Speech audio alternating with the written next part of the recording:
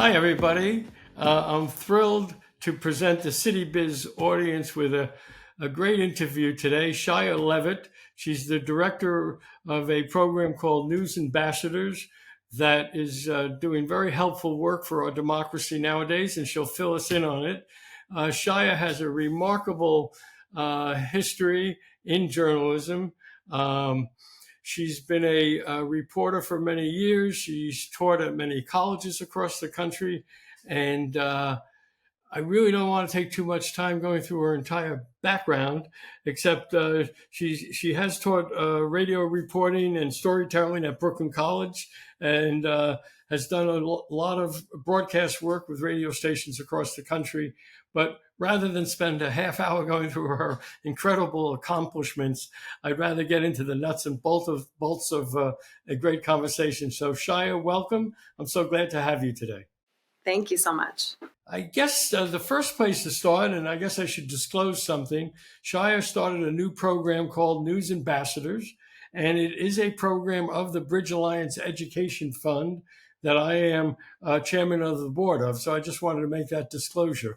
But the News Ambassadors program is extremely important today for our democracy.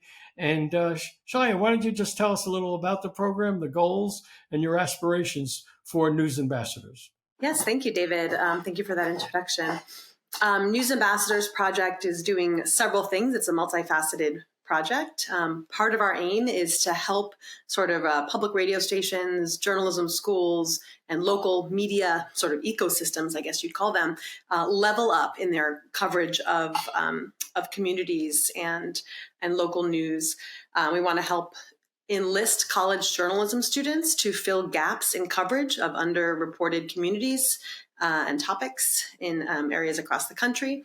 And we're hoping to help train these college journalists, journalism students of the future and journalists of the future in specific reporting strategies to uplift solutions and common ground, not focused on problems, but rather focusing on what people can do about them, bringing local communities tools they can use to solve local problems.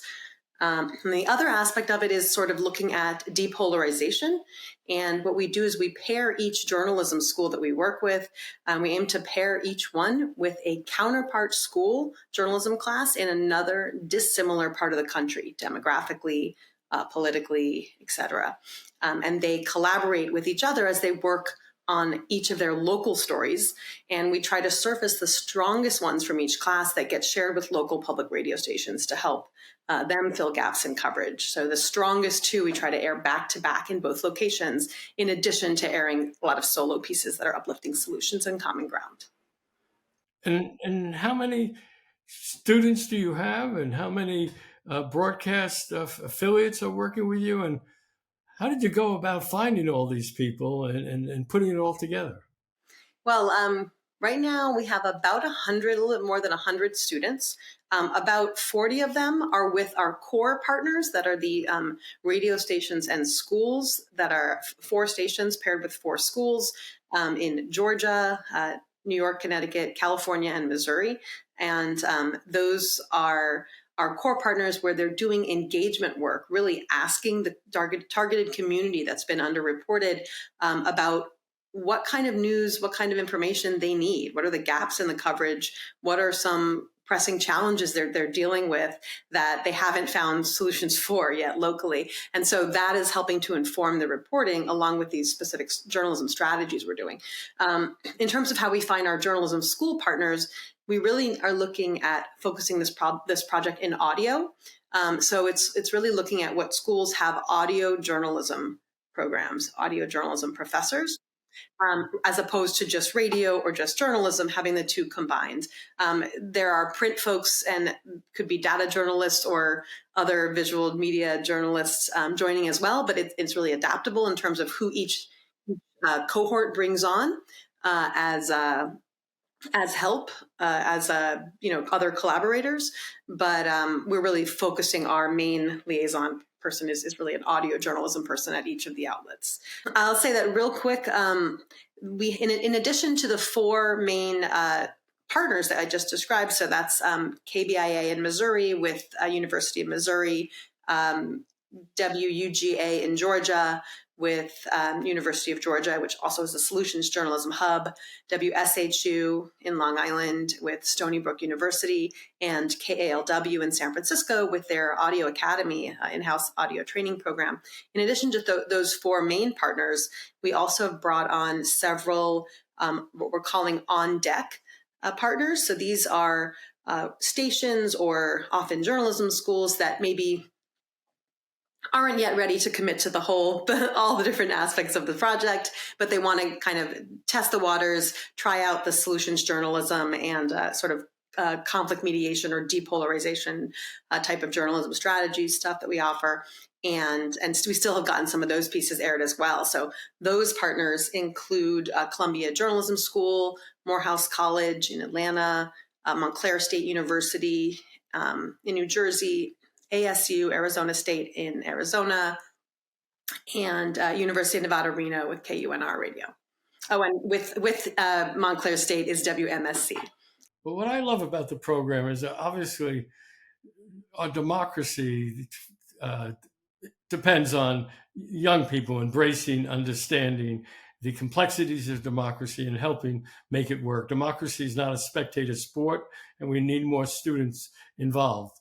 But you mentioned a term, I think, 2 or 3 times just now, which I know you have a lot of knowledge about because I believe you're an accredited trainer, and correct me if I got that term wrong, of solutions journalism. Would you like to explain to our City Biz audience what that means, solutions journalism?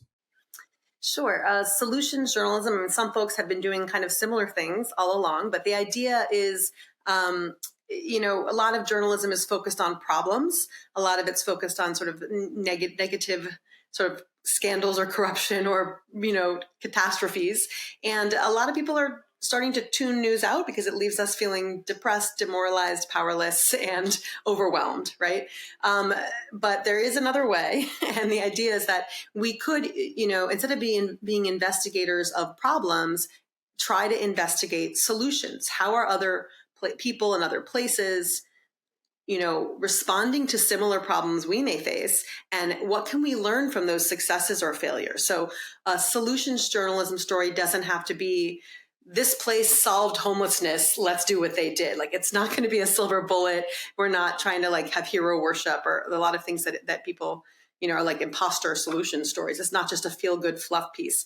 It's really evidence-based stories, evidence-based, rigorous evidence-based on how a response to a problem is working, and in what ways it's working and what ways it's not. Sort of nuanced look at that, including what are the limitations of a response someone's trying, and what are insights and lessons learned that can help people trying to solve that or respond to that problem in another way. If you'd like, I can give you an example.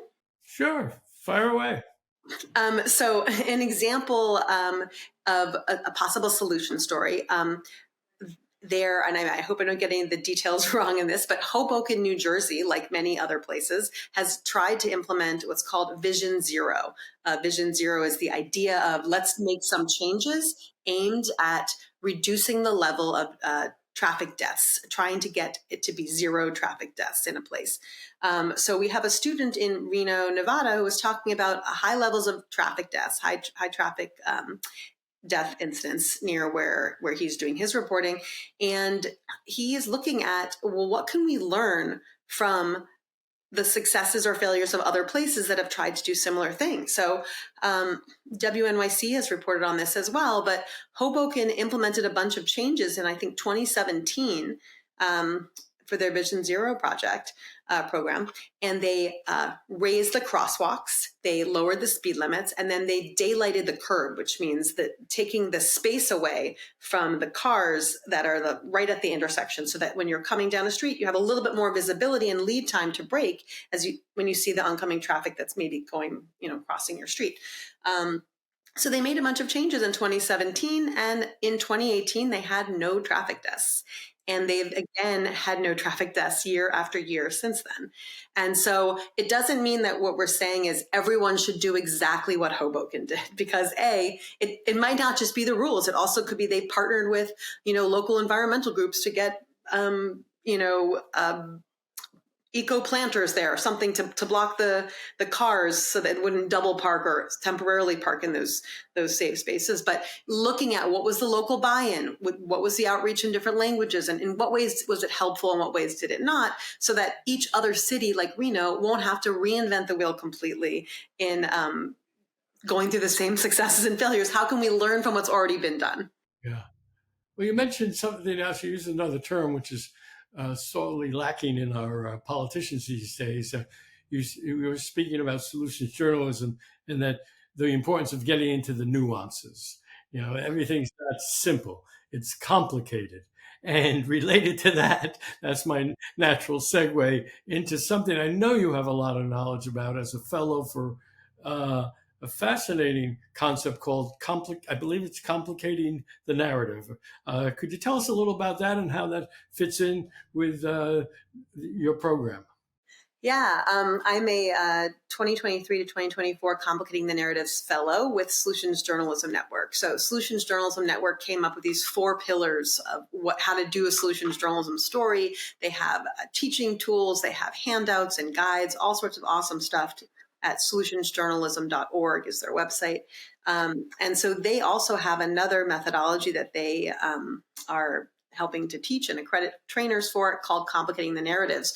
The origin of that is they commissioned the journalist and author Amanda Ripley to study conflict mediation psychology. How do people actually behave when they're feeling suspicious or threatened of the other side? And take those lessons that can be distilled out for journalists and help improve our coverage of contentious or polarizing issues, right? We often we're covering polarizing issues and we're on a breaking deadline. We're trying to quickly get, both sides. And so we grab one soundbite, we try to find someone from the other side, and we end up inadvertently reducing complexity. And that oversimplification can sometimes amplify the polarization that we're looking at trying to address. And so what can journalists do better? And part of that is just leaning into some of that nuance, trying to find, the reality that is reflected in when you talk to real people, that most people aren't like so extreme on a lot of subjects. They just, when pushed further, confronted further with one combative ideology, they're kind of like pushing back, and then they end up sort of backed into these same familiar talking points as opposed to sort of listening and hearing. And so Complicating the Narratives there's 4 pillars, just like solutions journalism. One of them is listen differently and listen better. They teach you techniques of how to do listening in a way that the person who's speaking can feel heard and can understand that you care, that to get what they said right. Because you're never going to be able to listen if you feel unheard what you're actually saying at the beginning. Another one is going beneath the problem, helping people to dig deeper, not just are you pro-choice or are you pro-life, but what experiences in your life shape those views? What are your values? What shaped that? Embracing some of the complexity. What are the ways that you feel nuanced about this topic or things like that? And countering confirmation bias is the last pillar. So I'm getting accredited on that and that methodology, doing the training this week and next week, every other day. And then I'll be able to do trainings on that as well. Well, all your answers uh, lead me to my next question. It sparks my interest. And you mentioned personal experiences. Switching a little from your programs, what are the personal experiences in your life that you think shaped your thinking and your views to feel the importance of doing this work? Was there a specific ha moment, or is it an evolution in terms of your life journey? What brought you to embracing this style of journalism and the work you do? Yeah, well, I mean, I'm a longtime public radio reporter. I've been a freelancer, worked in different newsrooms, and I've been a producer and editor and a journalism educator.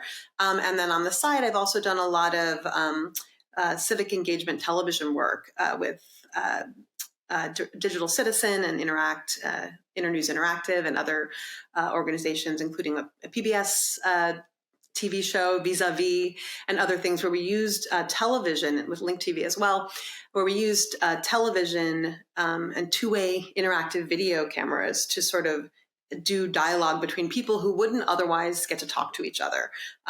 We've done, PBS shows linking American television viewers to people running for public office, nurses or doctors being able to ask candidates questions directly rather than the journalist asking the questions, and call-in shows where American television viewers are asking questions of people in different places around the world in different contexts. And I really am interested in the idea of how of sort of civic engagement media and bringing that interactivity to the public radio realm, and have been.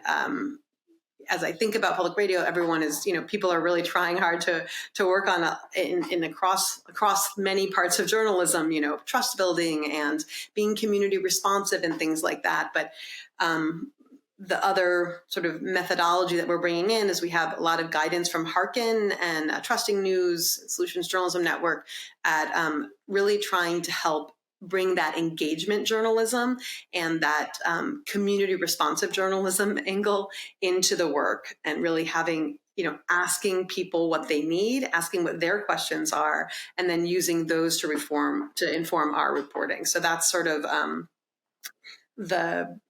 how that came to be, I guess.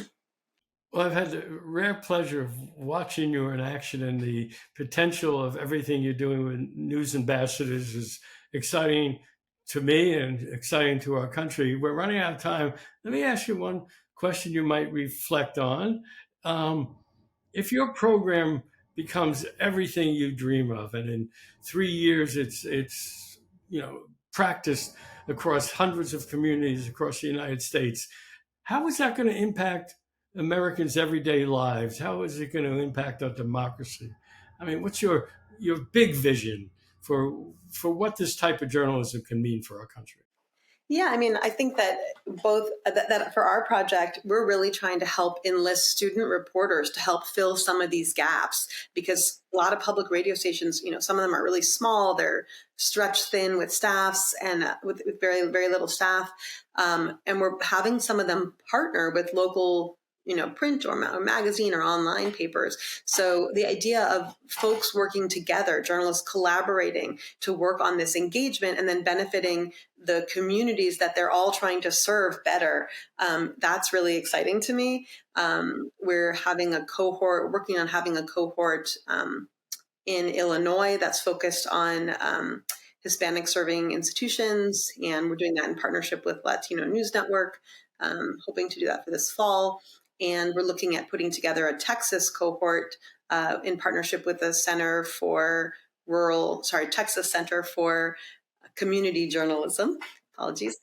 In partnership with the Texas Center for Community Journalism, that would be looking specifically at trying to help fill in some of those gaps in rural areas. So, I would love to expand to have lots of full-time staff and a person in charge of print, and a bunch of other states and locations. I would love to work better with Harkin, work more with Harkin, and take advantage of some of the resources that they offer to stations.